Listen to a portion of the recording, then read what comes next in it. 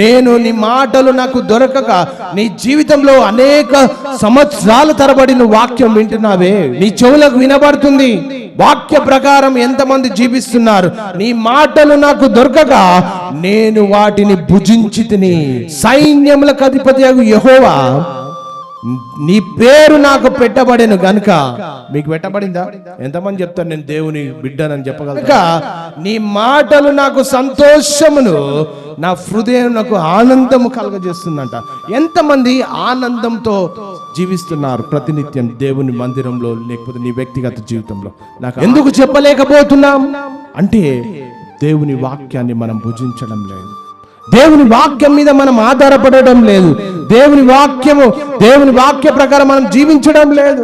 ఏదో నామమాత్రమైనటువంటి విశ్వాసులంగా విశ్వాస జీవితాన్ని గడుపుతూ వస్తుంటాం. వింతగా ఉండండి, వినడం, నమ్మడం, హృదయంలో దాచుకోవడం, విధేయత చూపెట్టడము, ఆచరించడము.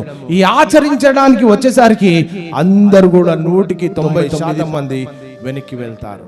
దావీదు కూడా అదే అంటున్నాడు. ఏంటంటే 119వ కీర్తన 11వ వచనంలో ఏమనుంది ఇక్కడ అంటే, నీ ఎదుట నేను పాపము చేయకుండునట్లు, నీ ఎదుట నేను పాపము చేయకుండునట్లు నా హృదయంలో నీ వాక్యము ఉంచుకొని ఉన్నాను. నా హృదయంలో నీ వాక్యం ఉంచుకొనిచున్నాను.